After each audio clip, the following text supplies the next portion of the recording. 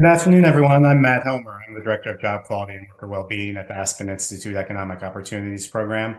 It's my great pleasure to welcome you to today's conversation, Fixing Work, Recent Lessons from the Field.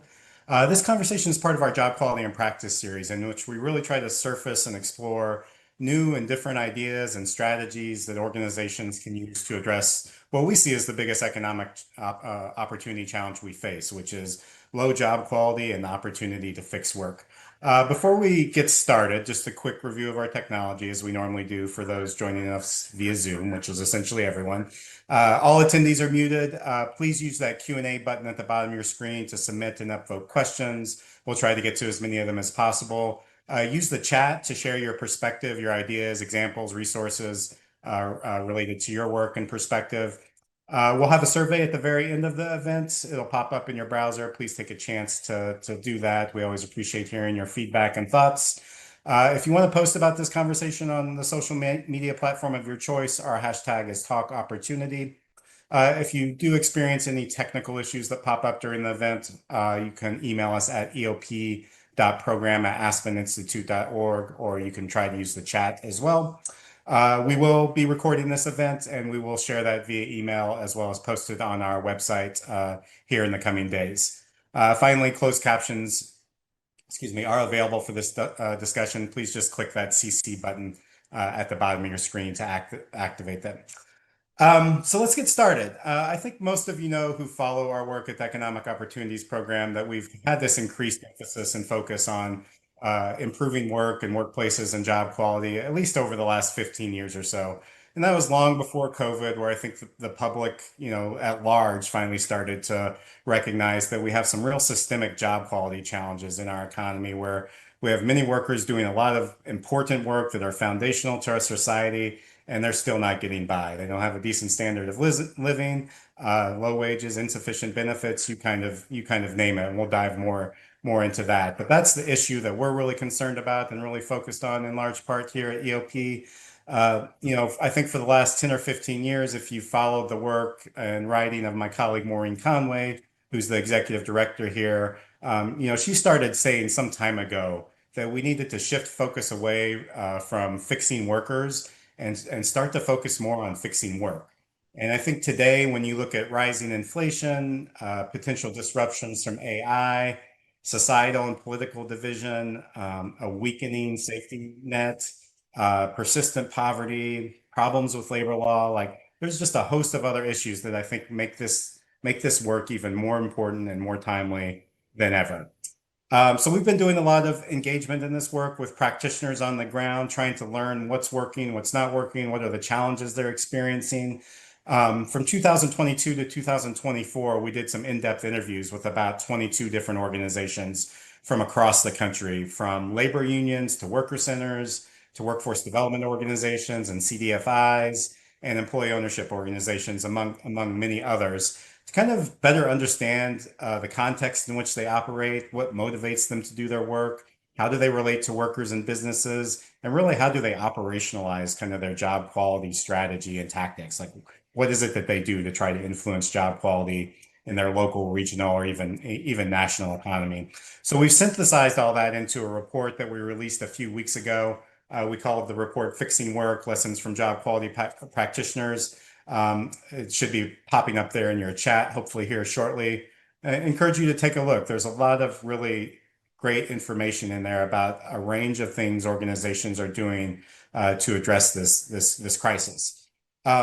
I think one of the things that stands out to me, though, in this report and kind of the meat of the report really is the range of strategies and tactics that organizations use, depending on their context, depending on their organizational assets, depending on their mission and history. There's just a lot of different ways organizations are trying to tackle this situation and contribute to improving job quality. Everything from research and policy advocacy to business advising and coaching, to worker and community organizing, to legal action. There's just a lot of different, I think we came up with about 11 or 12 different strategies that we saw organizations doing, and sometimes they blended those.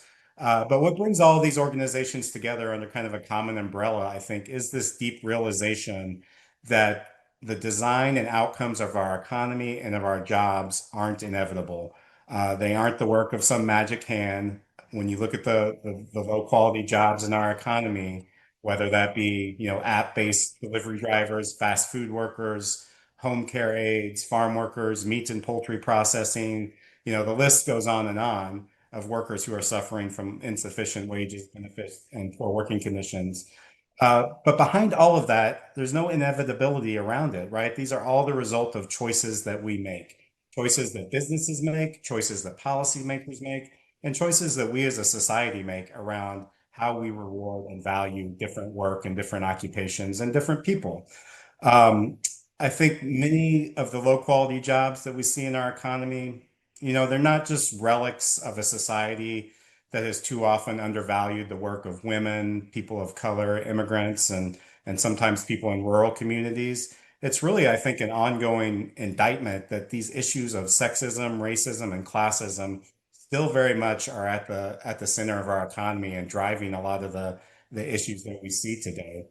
Um, but the good news is, and our speakers are going to share a little bit about what they do today, is that we can make different choices around this, right? We can choose to design an economy that looks different, one that promotes human dignity, inclusion and equity, and a decent standard of living for everyone. I think what we'll also hear today and what's also in the report, though, is that this work is not easy. There's a lot of challenges in ensuring every job can provide things such as a living wage and benefits. But having this North Star of a good jobs economy, where a good job becomes the standard rather than the exception, I think is the direction we want to go, and that's what the practitioners we're going to hear from today are working towards. Lastly, I'll say what's striking and important about the report that we put out, and I think the other thing that we've learned is that there are all sorts of ways organizations can contribute to creating good jobs, some of them big and some of them small in scale and scope, maybe, but all of them important. A lot of this work obviously stands on the shoulders of labor unions and the labor movements and their important contributions, and that's not going away, right? Their work remains as vital today as ever. But I think these times call on us all to do more and to pursue all the paths we have available to us to influence the quality of jobs that we have in our economy. That's going to require some important mind shifts, I think, in how we diagnose our economic troubles and how we diagnose things such as poverty, but also in how we respond to those. It's going to require more of us to step out of our comfort zones, to try new things, to partner with different types of organizations and institutions that maybe weren't on our radar or weren't a part of what we saw as our ecosystem. We're going to have to think about how we engage workers and businesses in new ways and in new conversations. And it's going to require time, right? This is what we call long-term systems change work. And, achieving some of those victories and wins can take years, if not decades sometimes. And it requires courage to recognize that what we have is broken, and that even all of us taking the tiniest step forward and recognizing that each of us have a role to play is important. And I think that's one of the lessons that you'll see in our report, and it's one of the lessons I think our speakers are going to share today is that there's plenty of opportunities, again, big and small, for us all to play a role in this work. We're so lucky to be joined today by this wonderful panel who I'm going to introduce in just a second. You all might notice in a minute that one of our speakers, Jody Sturgeon from PHI, had a personal matter come up at the very last moment. She's in our thoughts and prayers as she deals with that issue. And we'll hope to have Jody back at another time. When I think of job quality work, one of the first organizations that comes to mind for me is PHI, because I think they've been at this for so many decades and have created so many important lessons learned and strategies in their work. So I encourage you to check them out more if you're not familiar with them. But we'll bring them back another time, like I said, and unpack a little bit of what they do. So let me introduce our great panel that we have today. We are going to end about 15 minutes early than expected at 3:15 Eastern rather than 3:30, just because we have a smaller panel, just as a note. But now it's my great pleasure to introduce you to these folks. So first we have Evan Edwards. He's CEO of Project Equity. And I encourage you to read their bios and learn a little bit more about their organizations. I'm just going to put faces to names right now so that we can jump into the conversation. So we have Evan, then we have Adam Kader, who's the Public Policy Director of Arise Chicago. And finally, we have Renise Walker, Assistant Director of Systems Innovation at Colorado Workforce Development Council. And all of their organizations were interviewed as part of our report, so you'll see them mentioned in that report as well. So let's get started. And I'm going to ask each of our speakers maybe just to introduce yourself a little bit and your organization, maybe talk a little bit about why you think this work is so important right now, and then talk a little bit about how you think about defining job quality or defining a good job. Like, what does that mean for you? What does that mean in your context? And Renise, I think I'm going to start with you. Thank you so much, Matt. Appreciate the opportunity to be here and to learn from Evan and Adam alongside me, but also just appreciate the Aspen Institute and you all's ongoing commitment to job quality and economic mobility. As you mentioned, my name is Renise Walker. I get to serve as the Assistant Director for Systems Innovation at the Colorado Workforce Development Council. So I think a lot about what can we do to make life better for Coloradans, specifically in the workforce space. And so as my role within the council itself is part of our state government. And it's a group that's been appointed by our governor. It's a public-private partnership of leaders that come from businesses, education, workforce development, economic development. And they're all tasked with coming together to think about how they can best advise, oversee, and integrate the work of talent development in our state. And so as we think about this from the council lens, a couple of things that I would lift up and why job quality is so important to us. One, we believe in a Colorado for all. Colorado is a state that is fortunate to have a pretty strong economy when you think about what's happening overall, but we know that not all demographics in our state fare equally well within our economy. And we think it's behooves us, it best serves the state, it best serves our local communities to really think about what we can do better so that everyone in the state can thrive and contribute to the quality of life that we have. And in that context, continuing to have a strong economy, continuing to be a place where people can really strive, it requires that people are connected to opportunity and that they are able to contribute in ways. But creating that opportunity requires that there are strong businesses to make it up. And so, especially as we think of this through a workforce lens, we spend a lot of time thinking about how do we get individuals trained? How do we make them more aware of the jobs that exist in the state? But I think that it's incumbent on us to also think about the other side of that equation, not just what's happening with individuals, but what's the context that they're going into? What are the available jobs? How are they finding their way into those jobs? And are the jobs really supporting their needs overall as individuals and helping to balance the rest of the needs of life? And so we really started the job quality conversation. It was pre-pandemic. And we had a strong, thriving economy, but employers continued to come to us and say, we need help. Like, we can't find workers. We're struggling to fill our open positions. And so as we looked at what are the businesses doing that are attracting and retaining workers?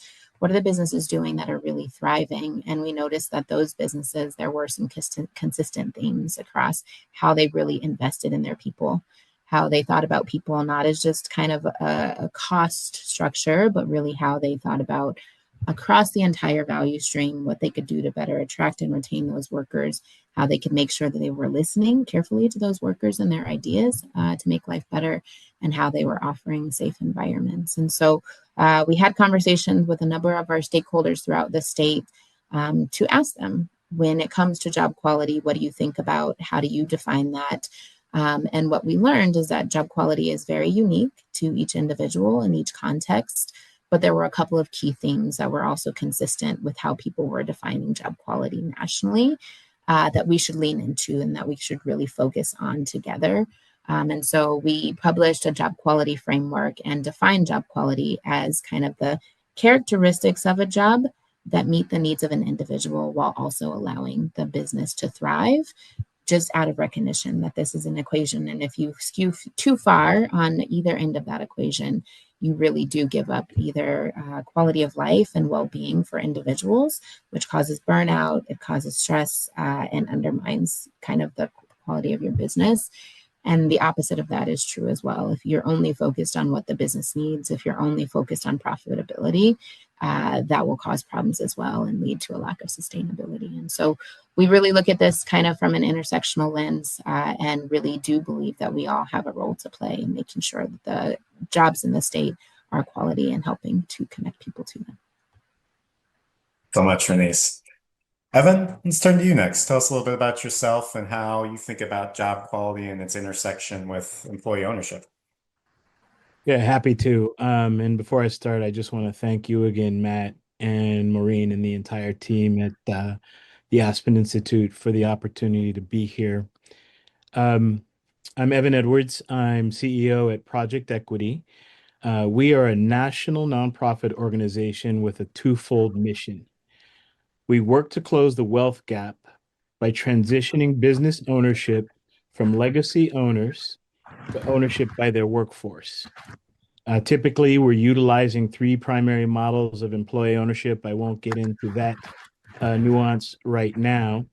And in doing so, we foster economic resiliency, we create pathways to prosperity for those workers, and we refer to this as our deep impact work.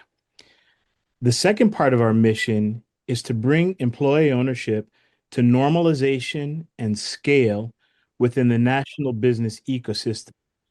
And we do this such that workers are regularly becoming shareholders and owners of businesses within the normal course of M&A activity.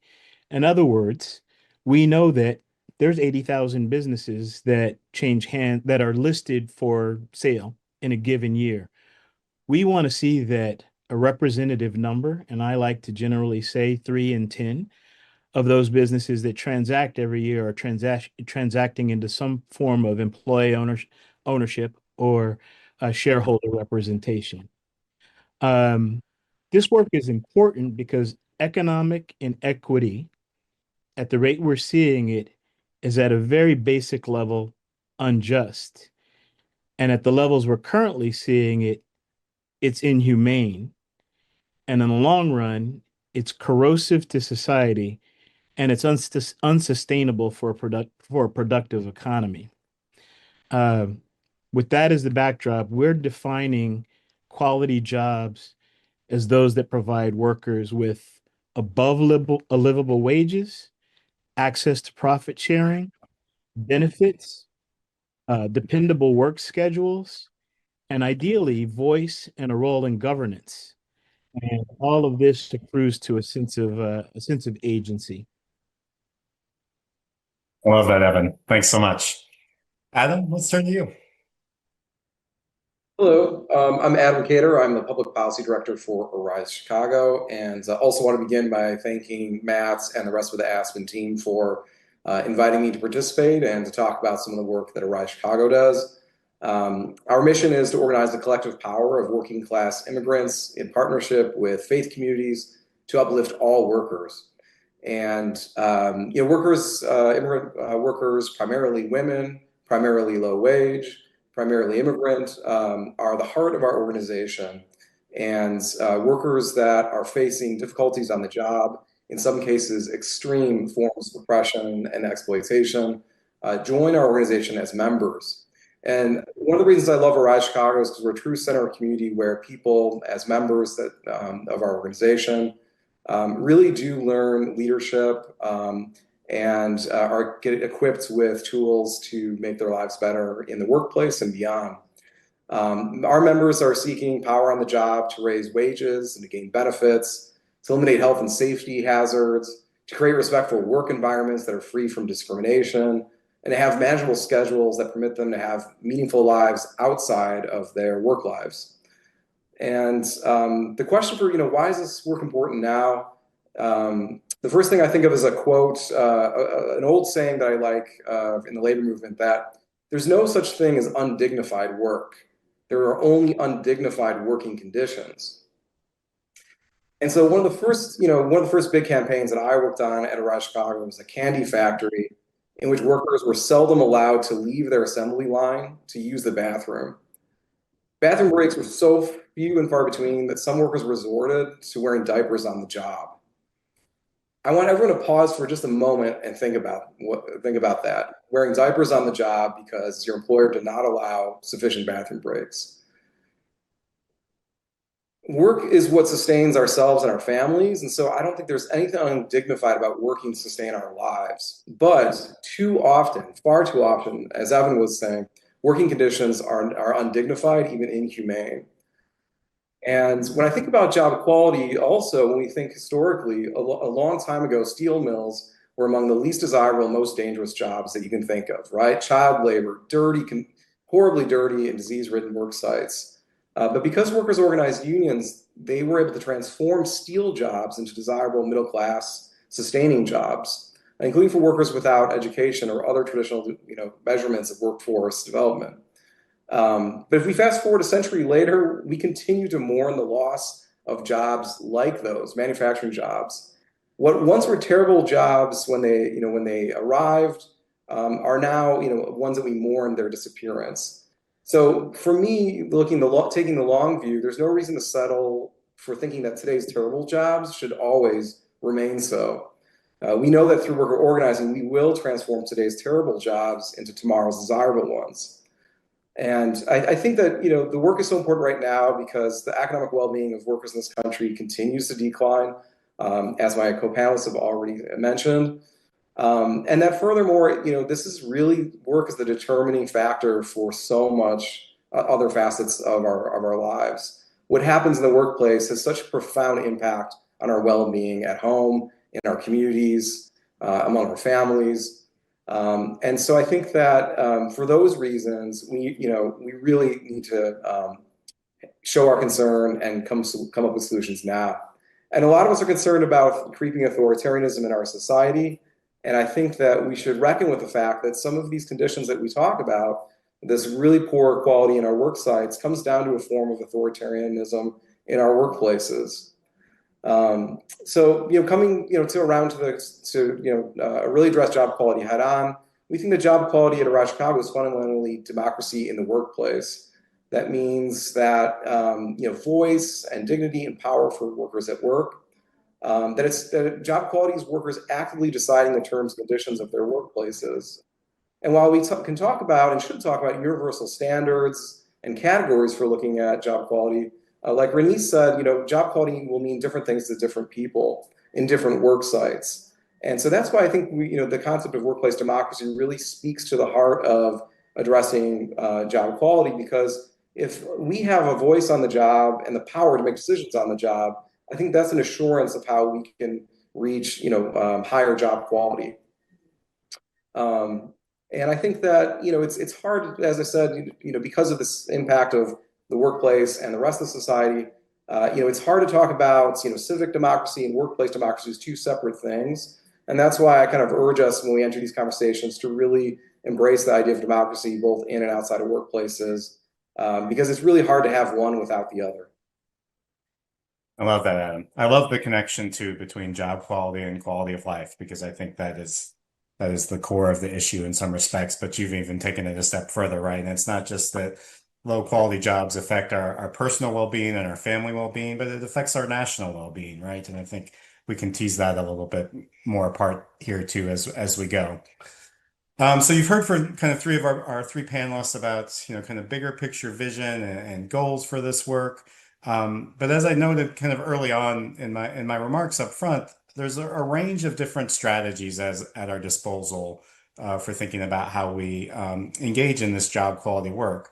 And I think very often what we see here at Aspen is that organizations that are doing job quality work is they're often sitting at this important intersection of policy and practice, right? And their strategies are often dealing with both of those things, right? And policies informing practice and practices informing policy. So I want us to unpack that a little bit and see what that looks like from each of your perspectives as we dive into kind of this next part of the discussion. And maybe Adam, I'll just stick with you here for a second, because Arise is positioned at a number of important intersections, driving both this policy change, but also supporting workers in organizing and in campaigns to improve their workplaces and often to unionize. So give us a sense of how all of this kind of comes together at Arise and the collaborations that are important in your work with labor and faith-based organizations and government. Thanks. And that's right. Arise Chicago is situated at a number of intersections. I think, again, looking historically, labor unions, traditionally have been the defining power for workers in this country. And, for such a long time, we're able to raise standards across entire industries through their collective bargaining agreements with employers all over. And in places like Europe, historically, it's been the government that's been able to govern workplaces through sweeping, wide-ranging legislation. But I think we find ourselves in contemporary America where we really do need to patch together a variety of interventions and collaborations to tackle this problem of job quality. As we've already mentioned, it's dangerously pervasive and out of control, the lack of job quality. And so, for Rise Chicago, what that typically means is that we're educating workers about their rights. We're finding out what changes they need to see happen in order for them to attain job quality at work. And then we assist them to design winning strategies to achieve it. So some of those strategies, involve our partners that you mentioned, because we're typically blending forms of direct action, legal action, and government action. And for those that don't know, for us, direct action looks like workers collectively approaching their employer and demanding changes. In our experience, employers seldom respond to those approaches of workers, simply bringing forth, ideas and demands for change. And so we will assist workers to escalate their actions to things like stopping work production. So to stick with that candy factory that I mentioned at the beginning, the workers did not win bathroom breaks after approaching their employer multiple times. They didn't win the bathroom breaks until they coordinated a work stoppage that forced their employer to reckon with the problem and negotiate. Similarly, during the pandemic, when workers were denied personal protective equipment, when they weren't given information about coworkers who had been infected, other major crises like these, Rise Chicago assisted workers to do what we called health strikes, ceasing walking off the job, until safety measures were put in place. In some cases, literally life-saving measures. Legal action, probably everyone is familiar with, is that means that we're helping connect our members to private attorneys who can bring employers to court who have refused to listen to or respond to their workers' concerns. And government action, means partnering with labor enforcement agencies like Chicago's Office for Labor Standards, in order to reach what some people call so-called hard-to-reach workers, to make sure that we're upholding legal rights in the workplaces. In the instance of Chicago, things like our local minimum wage, our fair scheduling law, paid sick days, and paid time off days. So while workers lead these efforts, we have lots of forms of support for them. We focus on organizing congregations across many different faith traditions who understand the sanctity of workers' rights, since workers' rights are human rights, and who are able to raise the moral voice and accompany workers when they take those actions. We also rely on immigrant rights organizations who understand that the workplace is a critical front for the fight for immigrant rights, and they understand that attacks on immigrant workers undermine the well-being and, yes, the job equality also of all American workers. And so those are sort of the ways in which we weave together these different approaches. We're a small community organization, and so we do rely on this, a network and a variety of strategies to tackle this problem. Great. Thanks, Adam. I may come back and ask you to elaborate on a few of those a bit more. Evan, let me come back to you for a second. I've known Project Equity for a while and have the highest respect for you all. You're really a national thought leader in employee ownership. You produce research, you engage in policy advocacy, you help build public awareness, you train field practitioners, and of course, as you mentioned, you're also kind of on the ground supporting businesses in their conversion to employee ownership. So talk to us a bit about kind of the core activities of Project Equity and how they kind of complement each other and what that looks like. Sure, happy to. I will start with the core work of transitioning businesses, what I identified in my opening comments as our deep impact work. We take an approach to our work that has us engaging in all aspects of transitioning businesses to employee ownership. So we do the work to build a pipeline of businesses with workforces that are representative of workers that meet our impact objectives. We provide consultations to business owners and their advisors, educating them on why an employee ownership transition may be a fit for their business, excuse me. Then we do the due diligence and the technical assistance work to transition ownership, and then utilizing our capital and additional financing from partners, we essentially buy the business from the legacy owner for the workforce, and then the business is going forward cash flow services the debt to satisfy the transaction. But we understand that while our efforts are impactful, in order for us to build the pipeline, in order for us to normalize and drive scale, there are other activities we have to pursue. So we engage with local government, both economic development folks and policy folks, to influence them and to build incentives at the local level for employee ownership, right? We teach economic development folks how it is to identify businesses that, quite frankly, are good transition opportunities, what businesses we call succession ready. Similarly, we look at the local policy landscape and see what alternatives, what levers might be available to drive and incentivize employee ownership. We harvest our expertise through our work in order to educate business advisors and other folks who are first touch with business owners around employee ownership. And we do this through learning content that we've created that I'm very proud to say we've also gotten accredited, so that now we've aligned incentives such that these advisors, when they're engaging with their business owner clients, they're now able to recommend an employee ownership transition, employee ownership as a transition succession strategy or a workforce engagement strategy, right? We learned a lot during the pandemic that business owners really struggled to retain and engage their workers, and lo and behold, imagine providing equity ownership keeps your employees engaged and retains them. So our work is really about, again, twofold: doing that impact work, actually transitioning businesses, getting equity into the hands of workers. But everything that we do along the way, from the awareness building to develop pipeline, to all of the technical work, to raising capital, to fund transactions, to engaging with advisors in other parts of the ecosystem, we actually harvest all of that experience and knowledge, and then we export it out to the more traditional business ecosystem.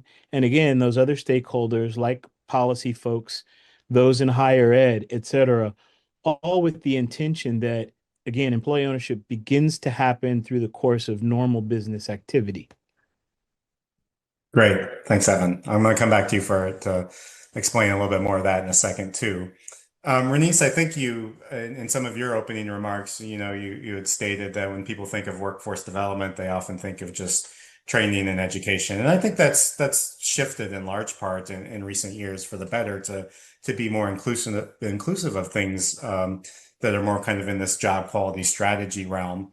But I wonder if you could talk to us a bit about more about what the Workforce Development Council is doing, and kind of the evolution of your job quality work and how you're putting it into practice with your partners. Yeah, absolutely. Matt, maybe I'll just start with a little bit about what we're required to do. Sometimes where there can be confusion is for us at the council, as a state workforce board or local workforce development boards, can be some of the best kept secrets in many communities. So just a word about those boards.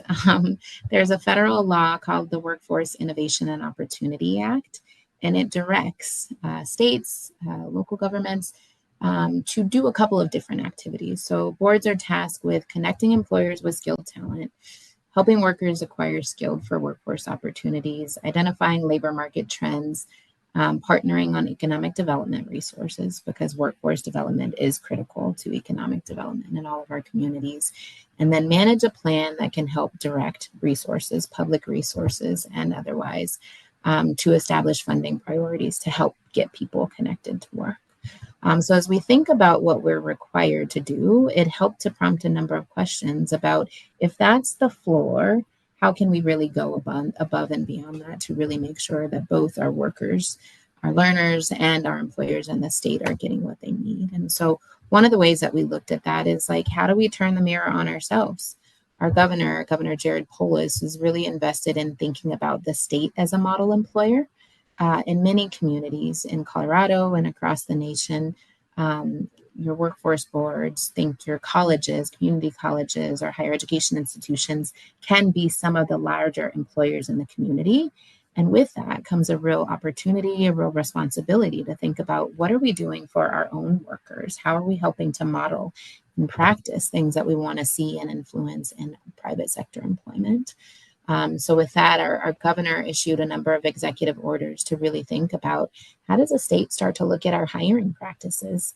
Can we really invest in skills-based hiring to remove some of the kind of focusing just on credentials that are needed, and really examine where are those actually needed and where are they actually just serving as a barrier to prevent people from accessing state jobs? And when they're serving as a barrier, get them out of the way. Let's remove them from the job descriptions. But also, let's look at how we're investing in our workers. Let's launch more apprenticeships, launch more work-based learning opportunities to increase awareness and exposure to state jobs, but also give opportunity to be training while they're earning money, so not having to stop out to get that additional training, and using those earn and learn models to help people to move up.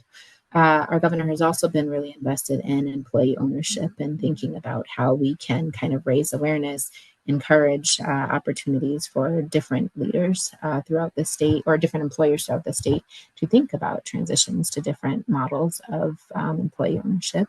And so that's one way that I think has been an important lever in kind of practicing what we preach. How do we adopt those practices and what we are able to control as state government, and having that hiring power in what we do for our own workers? The other way is, what do we influence? Governments have a lot of roles they can play in advancing job quality. Policy is one way, and you can think about that as incentives, carrots to grow job quality. You can also think about it as sticks. For us, with the council, we really wanted to think about, how do we better understand what the needs of employers were to increase their job quality? So playing a real role in releasing a framework for action to give people a basis of, like, what is job quality? What is some shared language, some shared practices that we can adopt to increase the supply of jobs within our state that are good jobs on the different domains that we talked about earlier? But then going from that framework and really thinking about, how do we start to attach it to data? One of the ways that our office helps to support what happens in the state is we release an annual report called the Talent Pipeline Report. It is a report for our legislature to really draw attention to matters of importance in the workforce space.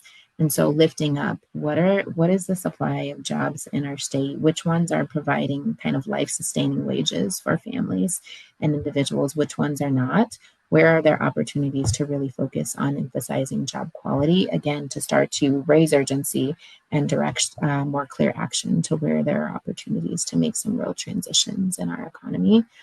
At the local level, the boards are also playing a helpful role in just educating employers. How is what you're doing as a firm comparing to your competitors? Are you paying competitive wages?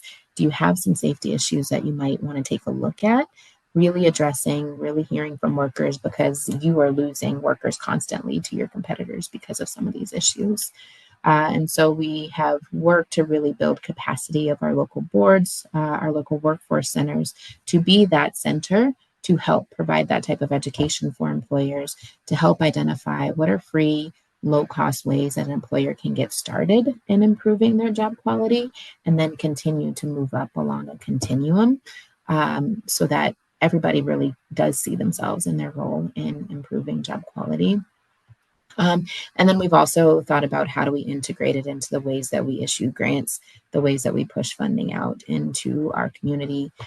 Just one example of that, with our stimulus dollars after COVID-19 was happening, we were thinking about what was needed for our economic recovery and where we would go from there. And so we released a round of grants that incentivize trade associations to gather with other employers in their industry to really identify what are opportunities that they can take on based on their needs in their industry that can help to improve job quality, that could really look at racial equity and where there were some really opportunities that were getting overlooked to improve their own practices to advance that.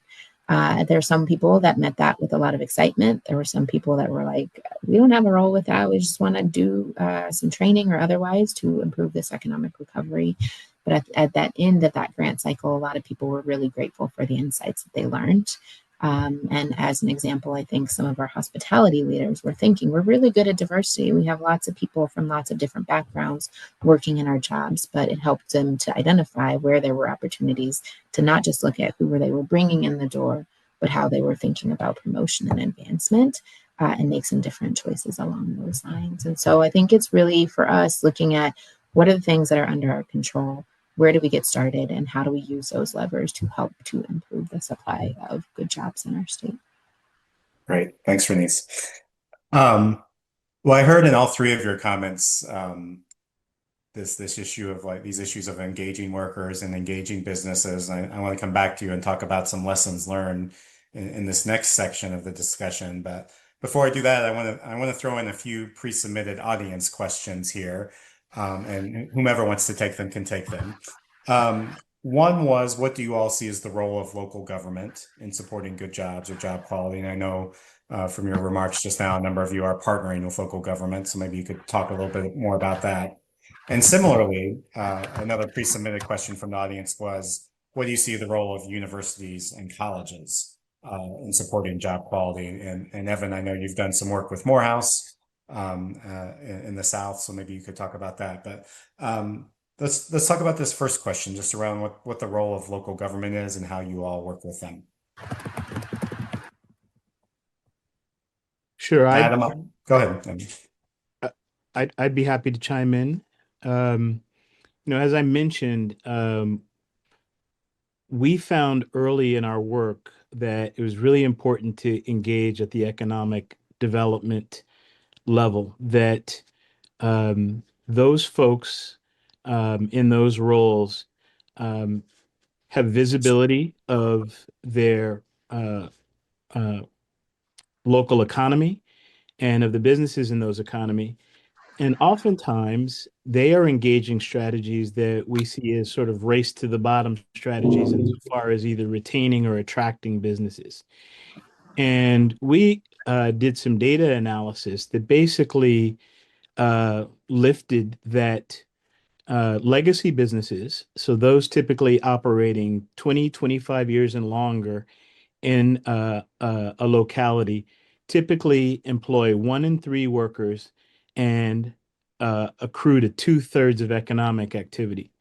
So we did these data studies and brought them forward to economic development leaders in some of our early partner localities. So Berkeley, San Francisco, then with some diversity of communities in mind, Tucson, Arizona, Miami, Florida.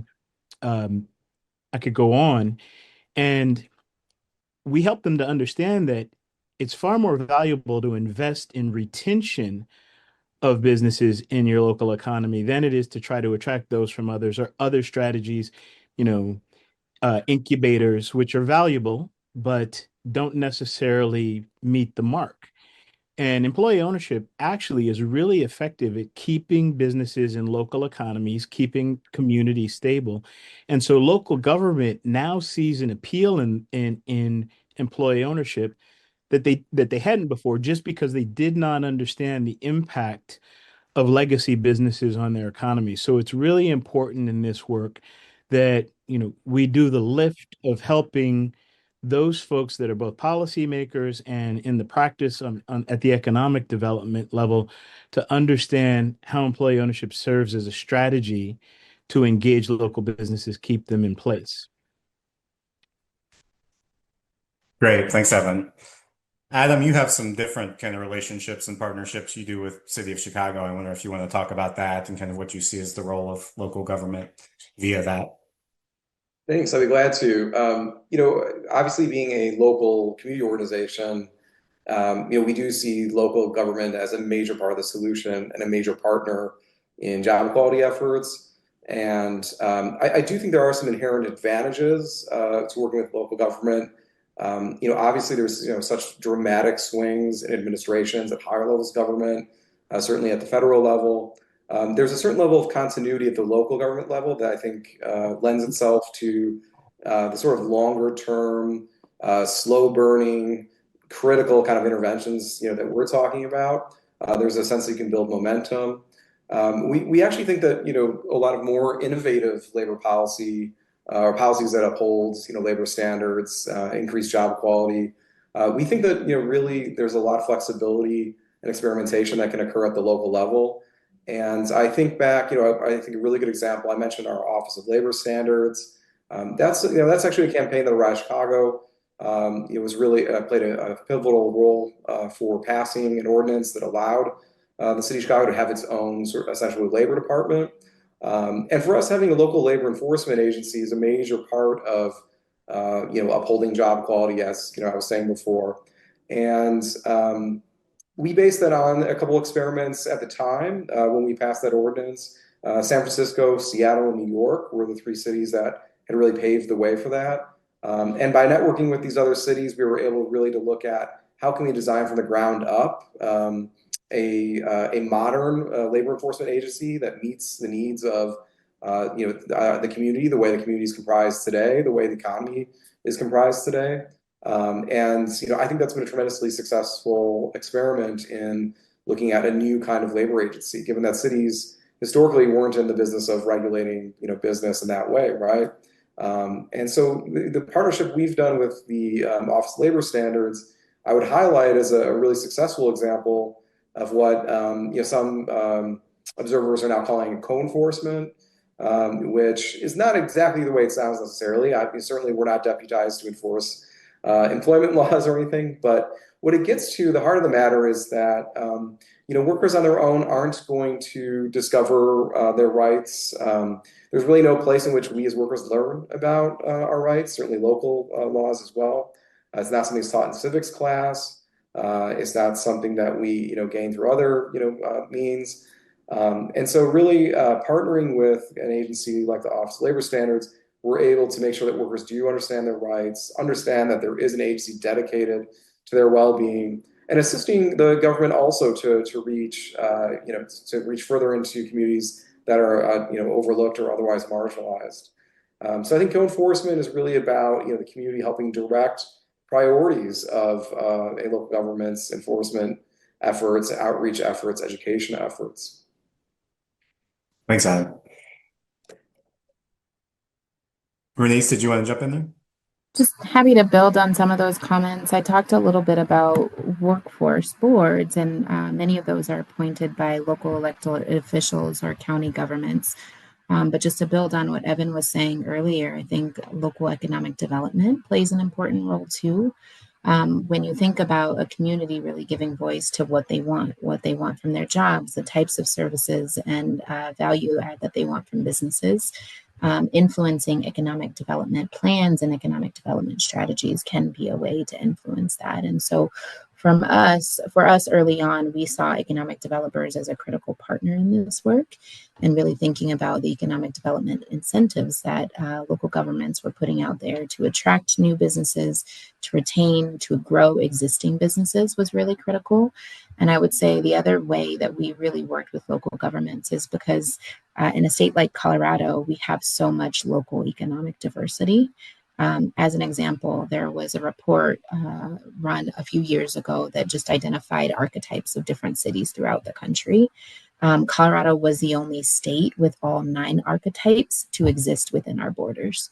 And so very early on, as we were releasing a job quality framework, our local communities told us that you can't set standards in Denver and expect that those same standards can be applied in rural communities or smaller communities, because the conditions are just very different. And so I think that's a place where local governments, local work is really critical to understand the context, what is happening there locally, what should be expected across the board, how can you work together with local partners to make sure that you're uplifting those standards and incentivizing those standards to ensure that everyone in your community is getting access to the same types of opportunities. Great. Second part of that question was related to what people see as the role of like four-year colleges and universities. I think in our research, we often saw job quality practitioners partnering a lot with universities on doing some research that would maybe, put a spotlight on and help illuminate, some of the job quality challenges that the practitioner organizations were trying to lift up and grow awareness around. But curious to hear from any of you about partnerships with universities or colleges, or what you see as the role there in kind of in helping support job quality work. Yeah, so Matt, you mentioned our partnership with Morehouse College in Atlanta, um, and the impetus for that partnership was actually our effort to lift up employee ownership as a Black wealth building strategy. Um, some of the lessons we learned in engaging higher ed and understanding the sort of different spheres of influence at those anchor institutions is that um, there's both through curriculum where employee ownership um can be disseminated, but there's also uh, a number of programs that exist on college campuses and uh, community-facing organizations that are housed on campus, like SBDCs and the like. So that initial engagement uh, informed for us that we could actually bring employee ownership to other campuses, that it's not going to necessarily look the same across campuses. But one of the things that we learned um, relative to our work, it's really interesting, is that, I think we all in college learned about stuff that we don't necessarily put to work in our professional lives every day, but we became comfortable with certain concepts and ideas and the like. And so, we look for different ways to introduce employee ownership, whether it be very specifically working with a professor to help develop some curriculum, or through programmatic work or workshops. We happen to be participating in an employee ownership summit at Morehouse this November, which is modeled after the employee ownership summits that Project Equity has on an annual basis. But all of these are just communication and awareness tools that allow us to bring employee ownership forward. Then, as we have developed our professional curriculum that I mentioned earlier, that's intended for CPAs and other advisors, we're finding ways to repurpose that curriculum so that it can be included in other curriculum at different campuses. And we have a handful of different institutions that we're having discussions about working with. Really excited about that work, as we think that, as part of our effort to normalize employee ownership, is having the opportunity to spend time with young folks and getting their heads into the work, I think is going to be really powerful down the road for us. Agreed. Thanks, Evan. I would say really briefly, again, as a community organization, we've looked to and benefited from universities in a number of ways, actually, for our work. I think, helping us to define problems. So, anecdotally, we see trends that workers are bringing forth and talking about, and universities have been helpful in both legitimizing the claims that, workers are making by saying this is important, this matters, and defining that problem. And I think, a great example, it's a bit of an old one now, but, we and other, practitioners and activists, talked about wage theft, started using that phrase wage theft instead of non-payment of wages. There were a few landmark studies that really helped establish that, an understanding of the problem, defining the problem, legitimizing the claims. University of Illinois at Chicago, the Center for Urban Economic Development was part of that landmark national study. I think that universities have also helped us document the important work and progress and victories that groups like ours have done. That's been helpful in influencing decision makers who look to research in that way. Similarly, that have shared best practices. So I mentioned our work with Office of Labor Standards. I know the Rutgers University Workplace Justice Lab has been a champion of looking at practices such as those and helped connect the different cities looking to do similar things. So I do think that universities are part of that bigger ecosystem, in the fight for better working conditions and higher job quality. I love the examples that each of you just shared, and I would just double down on what I briefly mentioned previously. Universities looking at their own jobs, their own sources of employment. As an example, I was invited to serve on an advisory board of one of our major universities. And there's a gentleman there who's running an initiative to really look at their facilities management work staff. It is a workforce that is made up highly of immigrant populations, largely people of color, that are supporting many of the needs of the university. And many of the universities, not just this one in the state of Colorado, need those workers to continue carrying out their business. And so he's really wanting to focus on how do we better help to make the skills that those individuals have visible? How do we help to better communicate what those skills are so that there are clearer pathways for those individuals to move up, maybe stay in other positions within kind of university employment or state government?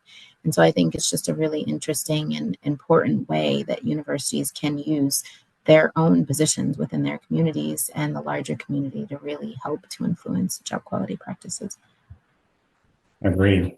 And similar to what you were saying, Evan, or building on what you were saying, I think there's real opportunity in thinking about our business schools and what they're teaching students, right? There's not only an opportunity for those business programs to be more inclusive of different models like employee ownership, but I think the work of Zainab Tom at MIT, who wrote the Good Jobs Strategy, which she has really been arguing, and she herself is a business professor, has really been arguing that good jobs can be an operational strategy, right? That is not only good for workers, but that can drive business performance. And I think too often in our business schools, what often gets taught or conveyed is that, in the words of Zainab again, is that, labor and workers are treated as this cost to be minimized rather than an asset to be maximized, right? So I think there's definitely a long road to go on that front, but some more opportunities building on what you were saying, Evan. I'll offer Go. Matt real quickly that, Sure. and this is anecdotal, but it's broadly anecdotal that some of the experiences that I and others on our team are having is that college age folks, maybe less so in business school per se, are much more amenable to shared ownership models than maybe prior generations were. Um, I think that the hero entrepreneur, it has less currency maybe with this generation than with others. And again, that's an anecdotal observation, but I feel like one, given other characteristics of current generations, bodes well for shared ownership models as we go forward. Thanks for Agreed. letting me make that point.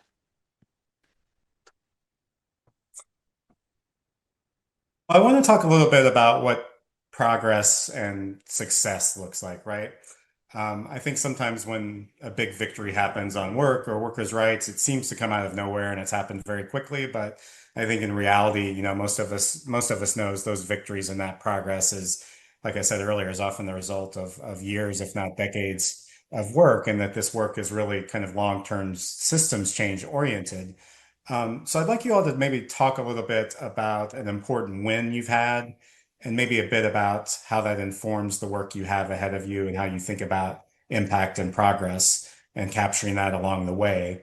So maybe Evan, I'll start with you.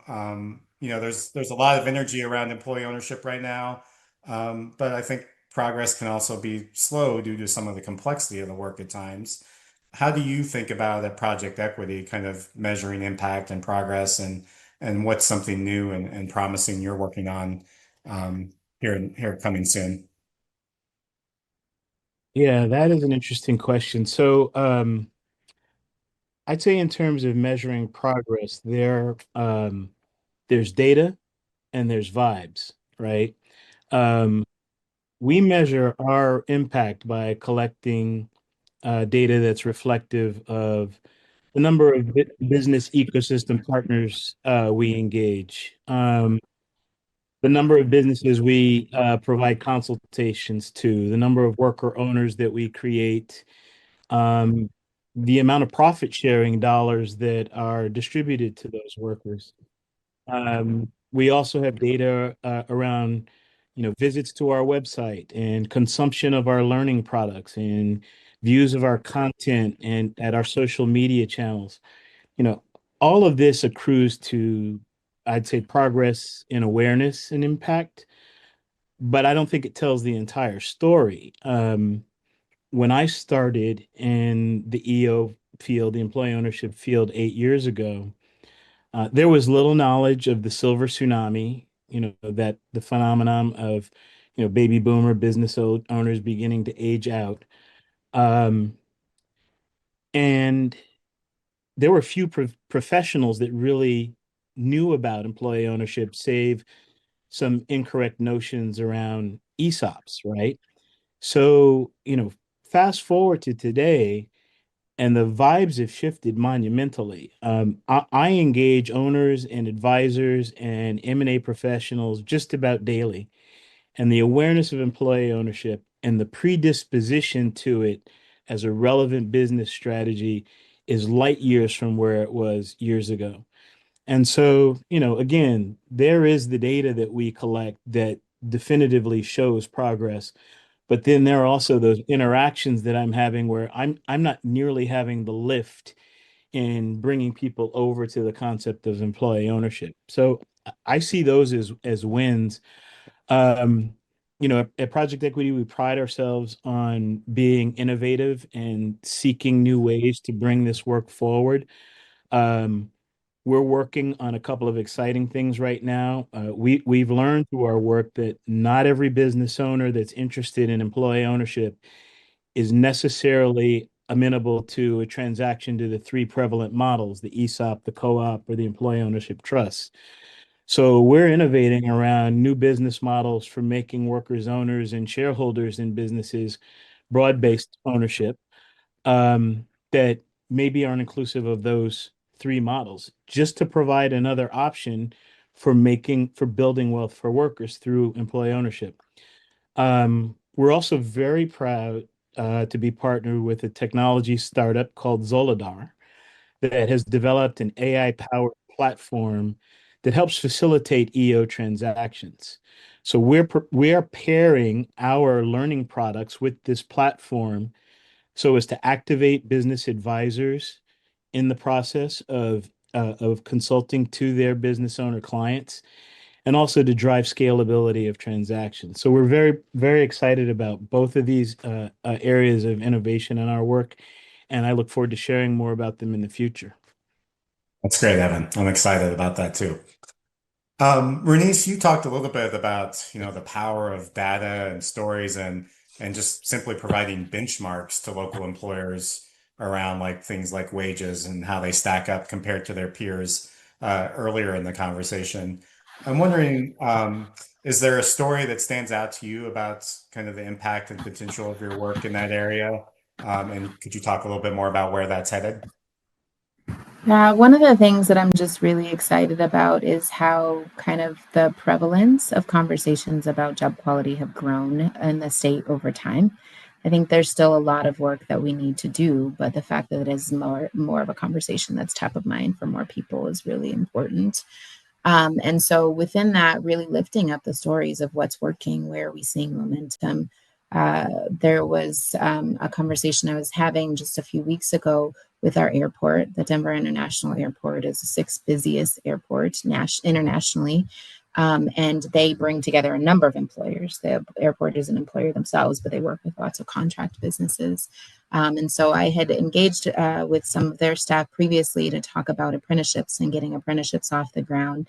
And their investment has really grown from there. And so they were sharing that they have been kind of coordinating across the many employers at the airport to recognize that childcare is a real barrier for all of the people who come to work at the airport, and they needed to do something to solve that. And so they are working collaboratively as employers to really establish a childcare solution on site and really think about how they can collectively invest in one of the critical shortages and critical needs for all jobs to move forward. And so I think it's really in how do we promote more opportunities like that, not just the highlights of it and the exciting like headline that it's happening, but how did they get there? What did they really use to get started?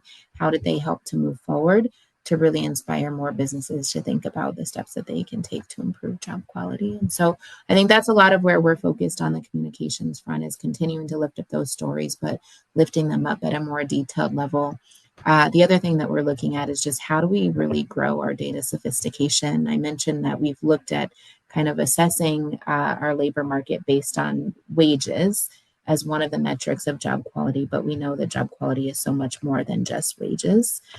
So how are there ways where we can better assess and measure the different activities that employers are taking to improve job quality, to better compare if you choose firm A to work at over firm B, what might expected outcomes be for you, and including that information into tools for job seekers so that they can make more informed decisions about where they would want to work, where they go for training, based on the whole picture of what that job would offer them, and not just the wages that many people think top of mind when they're applying for jobs. Wow.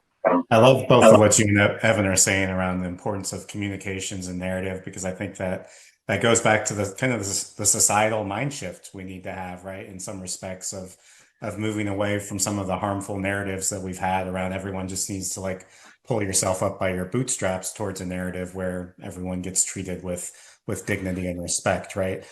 Adam, I think from talking to you last week or the week before, it seems like some of the workers that you've been working with have an important vote coming up tomorrow, which says to me that, kind of in spite of all the chaos and things that I think are working against job quality in some respects that are coming out of DC, that very much there's hope and change kind of happening on the ground that's alive in this work.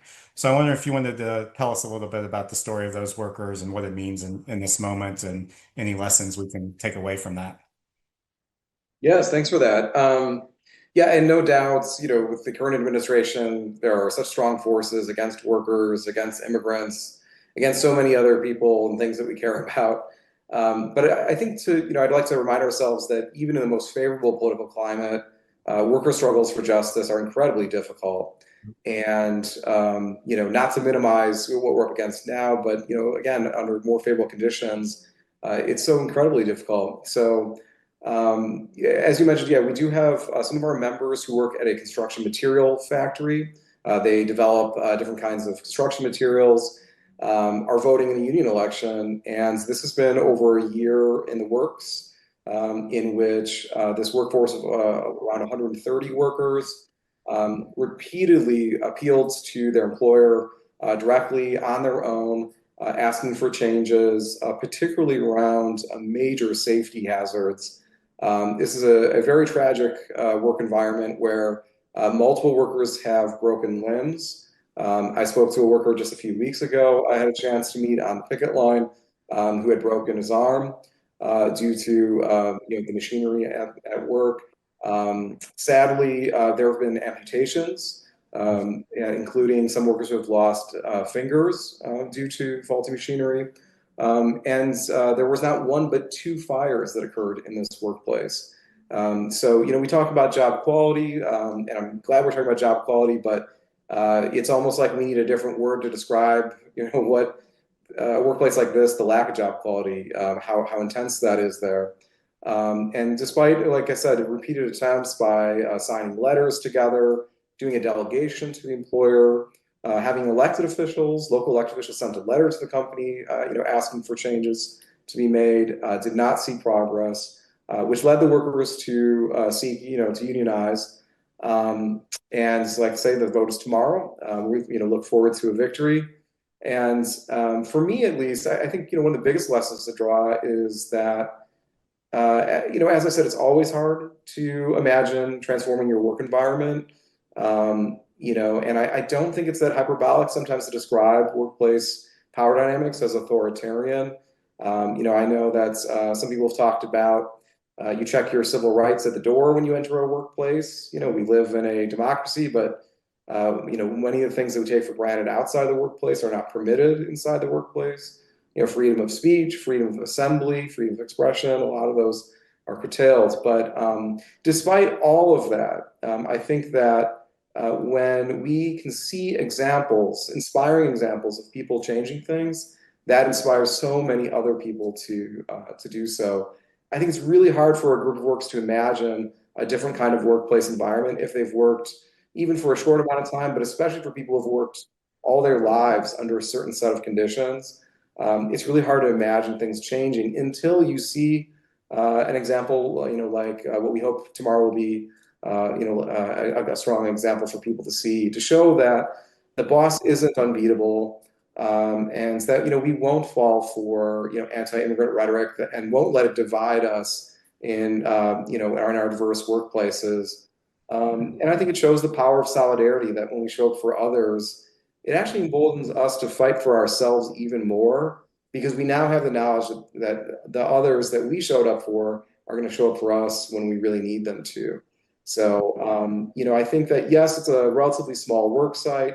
Yes, it's an isolated, campaign in some regards. And yet the potential power that this campaign can unleash for so many other people is one of inspiration, to reevaluate their own worth, their own value, to reevaluate what they're willing to put up with in a job, and really to be willing to for themselves define what job quality means to them. Agree. That's great. We only have about a couple minutes left. And I want to try to synthesize maybe a few more audience questions into one final question where you each get maybe 45 or 60 seconds here. I think just as job quality organizations often sit between policy and practice, they often sit between workers and businesses, right? And some sit closer to businesses and some sit closer to workers, right? But regardless, that the engagement with businesses and the engagement and listening to workers is really foundational to a lot of this job quality work. So Evan and Renise, I wonder in the last 60 seconds if you could share a little bit about lessons learned or tips you have around engaging businesses in this job quality conversation or in this employee ownership conversation. And then Adam, maybe close out with you around, I think we all agree like worker voice and worker perspective is critically important in all of this. But what does it look like when that's done well? Like how should organizations think about having those conversations and engaging communities in a real, meaningful, and substantive way? So I'll turn to you at the end for that, but Renise and Evan, maybe you want to share a few final thoughts on kind of this question of business engagement. I'm happy to start. At the state level, there's lots of employers to think about. And so sometimes, especially early on in this conversation, found myself talking about employers as a monolith, as though they were just like one body of people with similar interests. And it's just important to keep in mind that context matters. And many of the same things that work for how we engage other individuals are also helpful for employers as well. So really starting with a place of listening to understand what is on the plate of the business leader that you're engaging with, what are the challenges that that person is facing, and really helping them to see how job quality can help to address those things that are top of mind. But also, I think helping them to see themselves in the context of that bigger picture. For so many of our businesses in Colorado, they are small businesses. There are folks that are head down working on their business every day. And so I think finding really easy, simple ways that people can get started, businesses can get started to shift job quality dynamics within their firm has been really important.